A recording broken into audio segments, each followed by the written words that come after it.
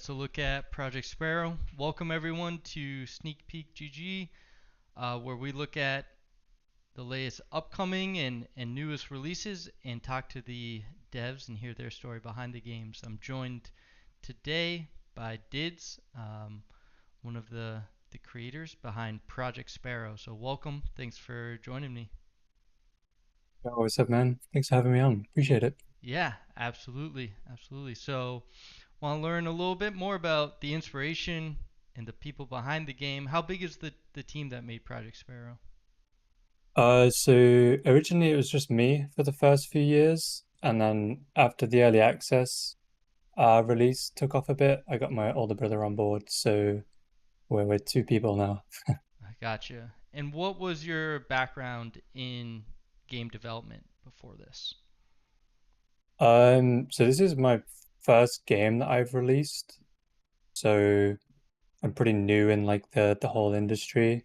Um, I did work on a old multiplayer shooter that I was trying to do back in the day in like 2015. I used to stream it, trying to do some dev work in Unreal Engine 4, but that's kind of just a hobby project. So um, that didn't really go anywhere. So now I'm just doing Sparrow. That's what I've been doing for 6 years, I think now. Wow. Wow, 6 years. That's some commitment behind it. And so, I think you definitely have a very interesting story over that time as well with your gaming career. So can you fill everyone in a bit on that? Yeah, sure. So did you want me to start the game, by the way, or just Not yet. uh, No. Oh, okay, okay.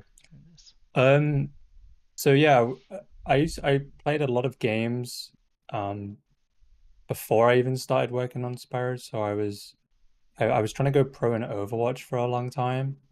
I managed to get to like a semi-pro level near the end of my career in that game. Um, and then Apex came out, and I switched over to Apex, and that's when I basically went pro in Apex. About 4 months in, I think it was, Hmm. and then I played for Fnatic for a year. Um, and then I had loads of internet issues, and COVID happened, and that's just kind of where I drifted away from playing pro play because it was kind of really difficult with the issues I was having. Hmm. So I was straight into just working on Project Sparrow again, which I was doing while I was in Fnatic, just on the side. That's when I started working on the game. So that was 2019. Gotcha. That was. Gotcha. Yeah, and for anyone that doesn't know, Fnatic is a world-class professional esports organization, so no small feat to be playing for them. Yeah. Um, Yeah, it was pretty cool. yeah. So why don't we dive into it? We can keep talking through things, but show people what Yeah, this sure. game looks like. So this is going to be the arena mode, which is like our base game mode we use for matchmaking. Okay. For matchmaking, it's like a 2v2 is what we go for. Um, and then in custom games, you can do 1v1s up to 3v3s.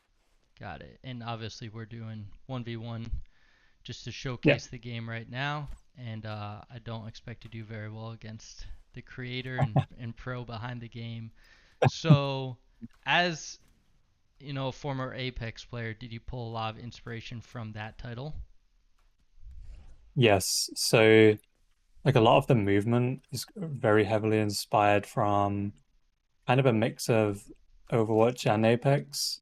Um, like you have the wall climb, kind of like the Hanzo and Genji from Overwatch, but also it's the same in Apex. But in Apex, you can move slightly to the left and the right. But in Mm-hmm. this game, I've decided to just keep it straight for now. But you'll be able to slightly move left and right in the future when we do like a wall climb 2.0 with the improvements. Gotcha. Yeah, I'm seeing Um, testing out the climbing now, and there's the sliding in this as well. Something classic Apex movement there too, right? Yeah, so with the slide, it was kind of it was a lot to think about because we originally we had like in the old version of the game you could walk and sprint, but in this version we decided to just stick with one baseline like move slash walk sprint speed, kind of like how Overwatch works. There's no like toggle sprint or anything like that unless you're playing a certain hero like Soldier 76. Um, and then we have the slide, which is a bit like Apex, physics-based, infinite slide downhill, and then the cooldown's quite similar to that as well.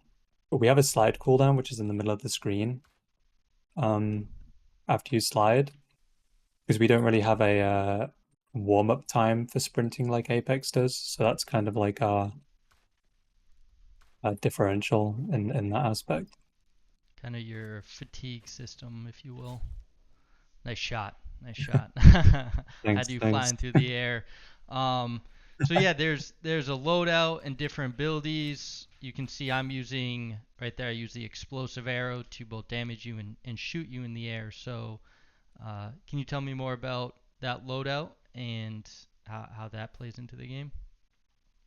Yeah, so explosive arrow was actually the last arrow that we added recently. People were asking for like a way to like knock themselves back, so that's kind of our response to the to that issue. Give them an explosive arrow that you can use on the floor, and then you can knock other people back as well.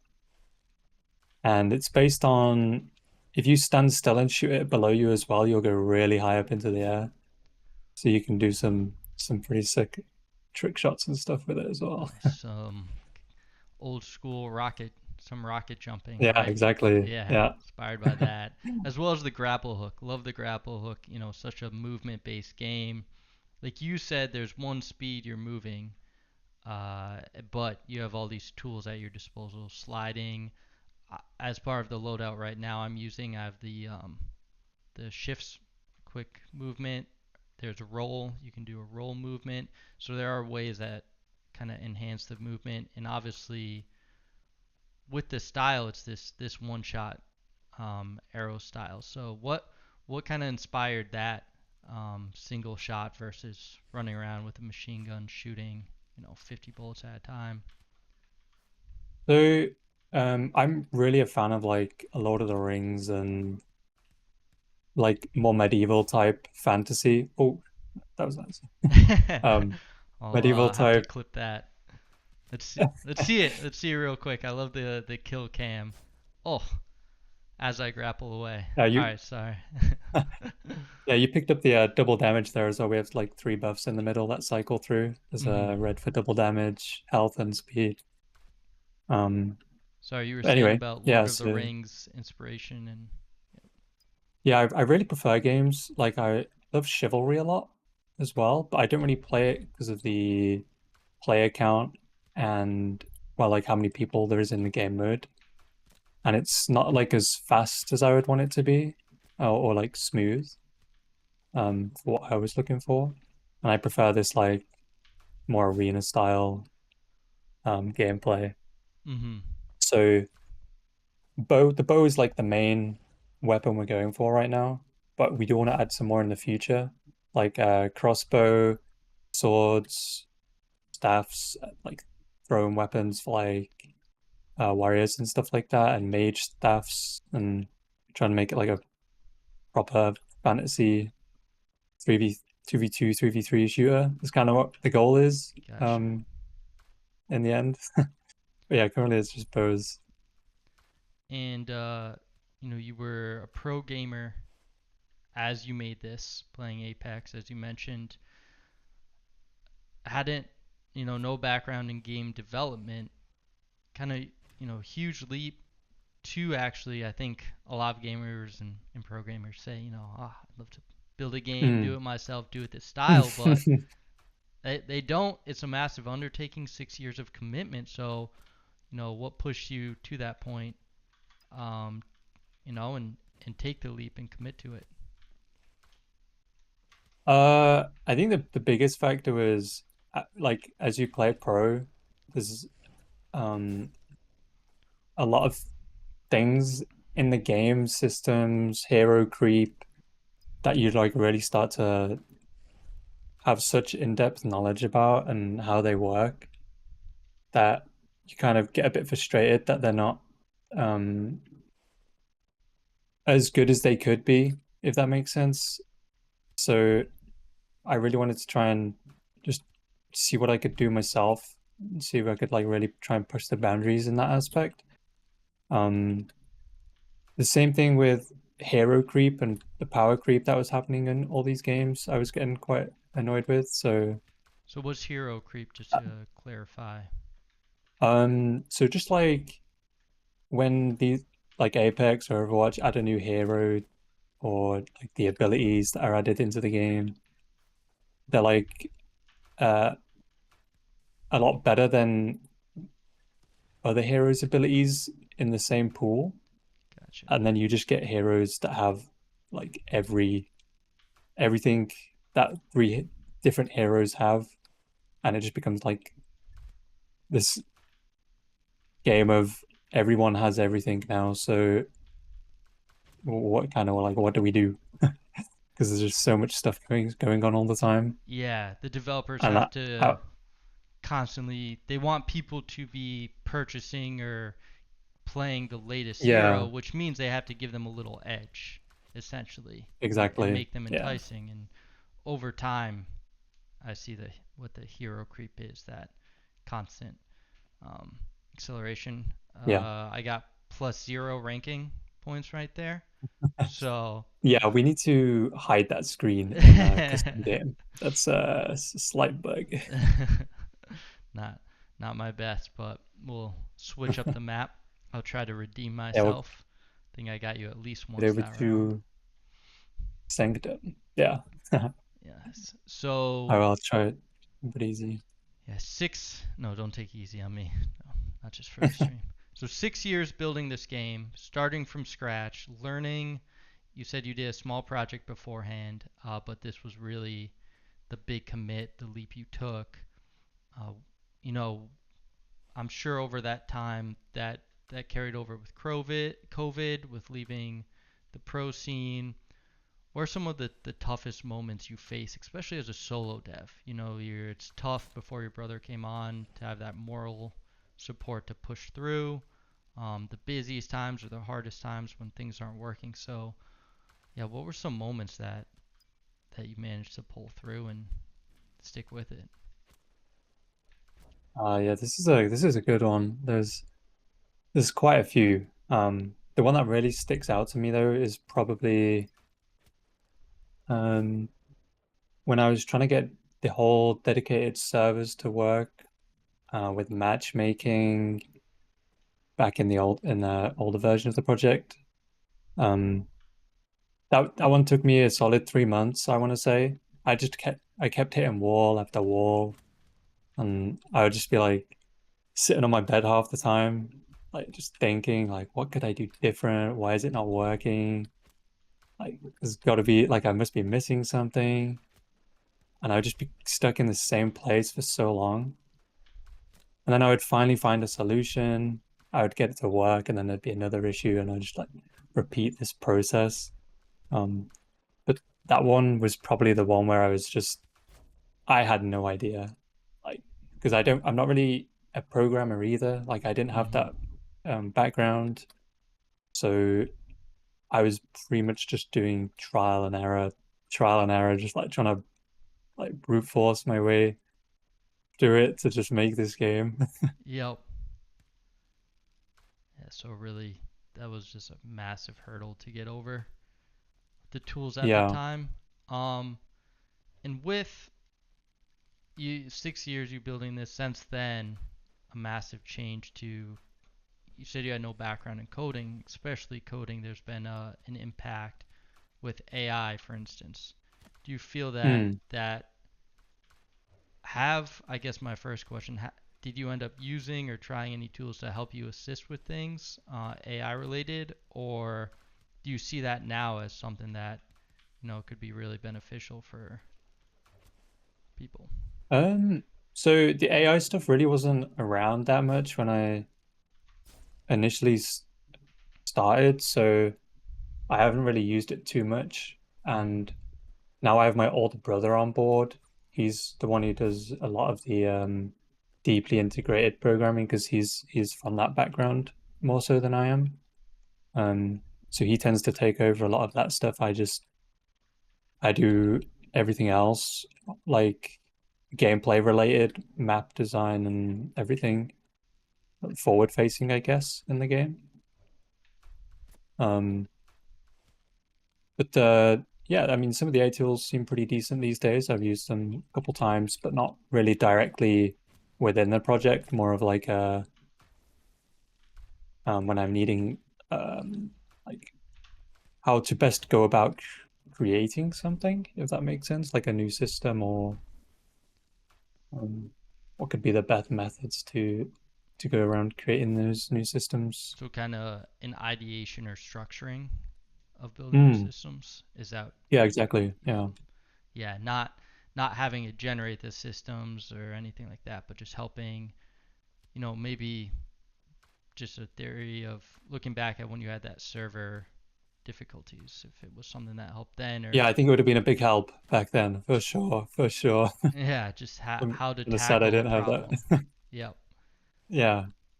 I used it for the zip lines actually in the game. Because I wasn't sure how to make the character go around the zip line, like with the math and everything involved. Gotcha. Um, And so it that was a big it help in it that helped how to aspect. approach that. Um, and do you see any detriment to AI in gaming, or has it just been a positive tool for you and Um, your brother? for us, it's quite positive because we're just a two-man team, so it's not really like it's not replacing anyone or anything like that. It's kind of just helping us a bit. Um, but I mean, we don't really use it a lot currently. I don't know how much that's going to change though in the future. But yeah, I think I'm curious to see how it's going to play out, especially for bigger studios, and if managers are just going to kind of overlook skill level and just Mm-hmm. trying to get jobs done faster rather than correctly, and then cascading effects giving like a worse product for consumers, but just pushing it out the door, even though they'll buy it anyway, sort of thing. Yeah, That's kind just of where I see it like what a being anyway. concern about cost cutting approach or Yeah, shortcut yeah, versus you as an indie dev, something that can supplement what you're doing when simply won't be possible, or just save time, like a struggle, how to approach a problem, a strategy, if that yeah. makes sense. Because because we're not going to be able to afford like we can't afford like another programmer or anything like that currently. So it just helps us a little bit for Gotcha. ideas and stuff. And one other way you're using it is with Save GG right now. So I'll give everyone a little context. I'm one of the co-founders of Saved, and what that is it is a tool, and I'll use it for this live stream we're doing now. It will watch the live stream and it will cut short content from that live stream, edit it, add subtitles, and make it ready for uploads to YouTube Shorts, TikToks, Reels, for instance. And what that does is adds a lot of marking power. I mean, otherwise, even for this, I'd have to go back, rewatch through everything, look at notes, when good moments take place, edit each one, right? So it saves hours of, um, going through and editing, doing all that, watching content, and also that gives this marking ability. So that's something I've helped build, and what we're doing with you Dids a really cool program of we are giving the tool to a bunch of players. They're playing Project Sparrow and getting content to help promote the game, put on their socials. So you're getting a lot of UGC at scale distributed to gamers through mass creators. So um, wanted to give a little context what we're doing there, but a little AI around the marketing side of gaming too. Mm. And did you organically discover the tool? Is that how it came about? Yes, I came across it on Reddit, um, on a live stream subreddit, I think it was. And I was just like, okay, I need this right now. Because it's such a pain to, as you said, to just create the clips, put the subtitles on, make it vertical and horizontal for different platforms, like have the cropping correct. And it's like doing that for every clip, even if you have templates, it's still like a total time killer. Yep. And it's just so much easier this way. Yep. So you were using it to create clips for the game, and Yep. came in so we could build something a little more to help market there. So that's yeah, it's awesome to see where that's going and how it can help. AI is helping not just with development strategy and marketing of it as well. So the game is out. Is it in early access right now, or is it fully launched? Yeah, so we're currently in early access still. We're planning a 1.0 hopefully later this year, but I'm not sure how accurate that timeline is currently. That's exciting though. Get it fully So launched. yeah, because we want to go free to play as well. Currently, is what we're thinking. Okay. But there's a lot that goes into that. So like we need the cosmetics ready to help fund the game if we do that, and make sure everything is working perfectly. We've already got scaling working correctly, and like our server infrastructure seems to be pretty solid. Um, our matchmaking is pretty great. Mm-hmm. It's just getting like I'm missing the word, but the pipeline for all the art really, like because we have to outsource our art because we're not really artists at all, so that's kind of our weak point right now, The and having cosmetics to you wait mean on when you say art, like the yeah, in-game yeah, cosmetics? Yep. cosmetics and yeah, like the bow skins, character skins, and everything like that. Gotcha.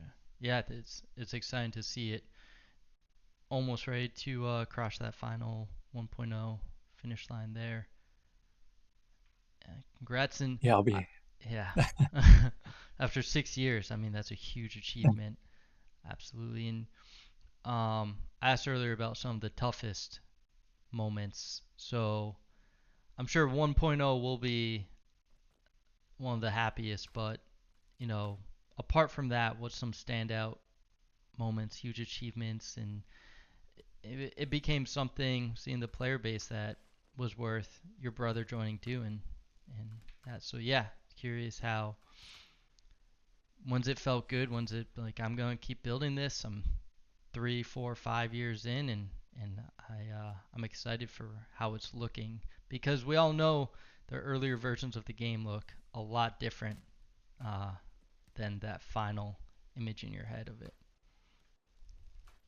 yeah, exactly. Because like the initial version I released on early access 3 years ago was like a lot different. We restarted the whole thing from scratch again. Like again, I I it took me 3 years to get it to the early access point, and then 3 years again to get it to where it's at now.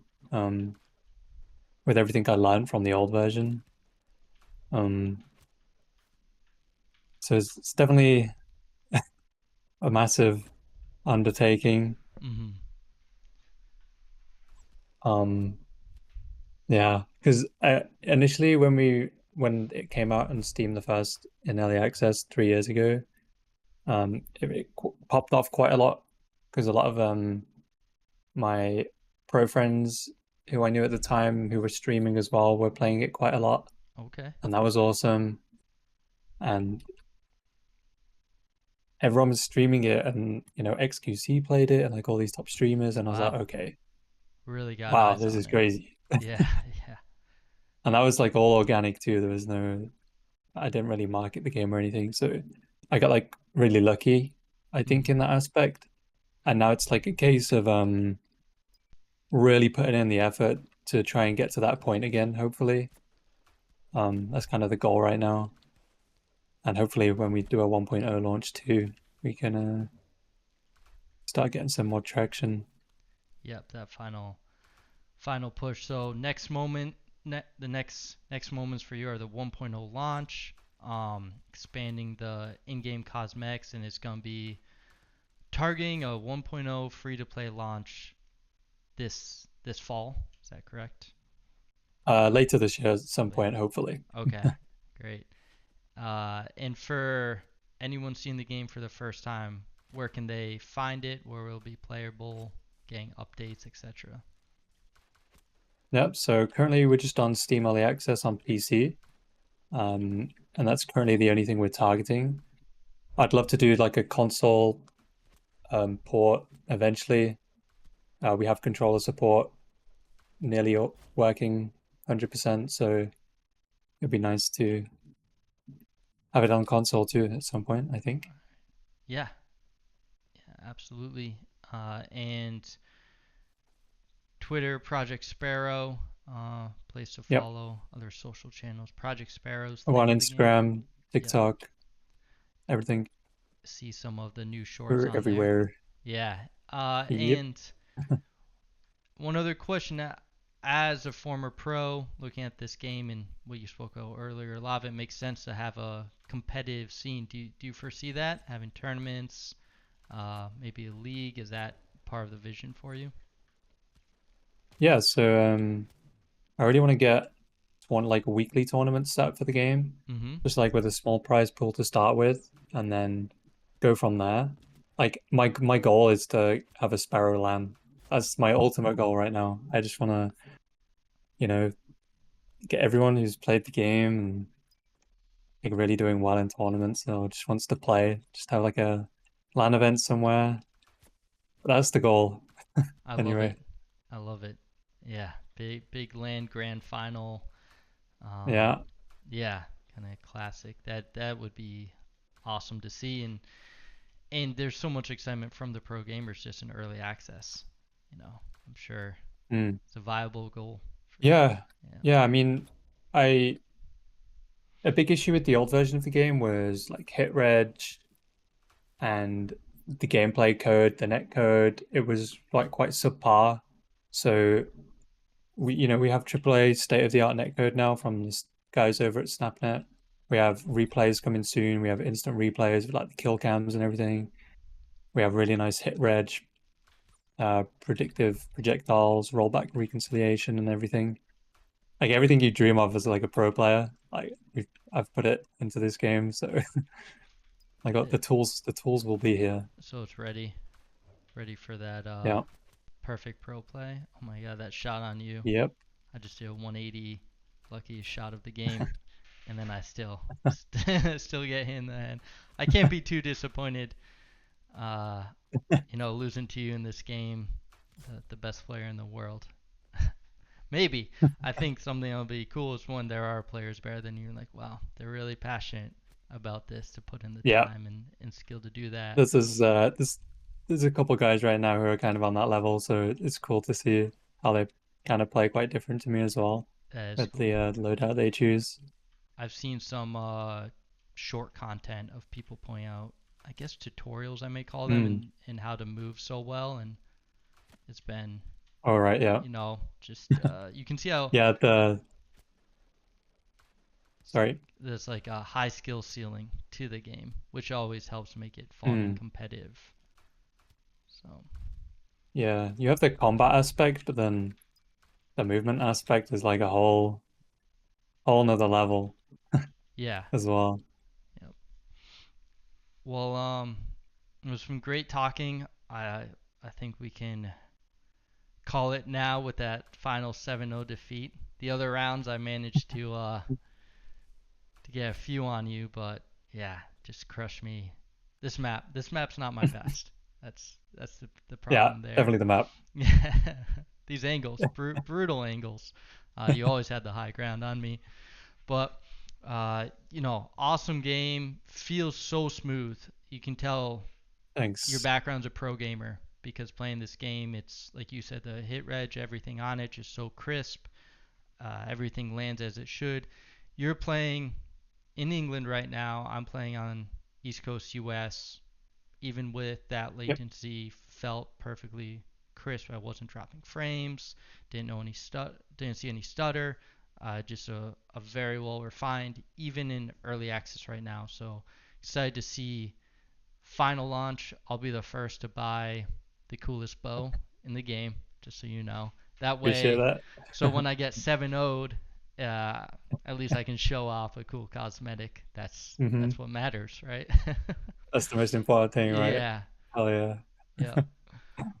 Well, thank you, Diz, for coming on. Thank you for working with Save GG on the project as well. We hope we can help show off the game, and it deserves it. Deserves to get players and eyes on this game. And when that LAN happens, I'll be there. Awesome. Really appreciate it, man. Thanks a lot. Yeah. Appreciate you getting me on and being a part of Save GG too. Awesome tool you guys are building. Can't wait to see what the future brings. Thanks. Thanks. All right.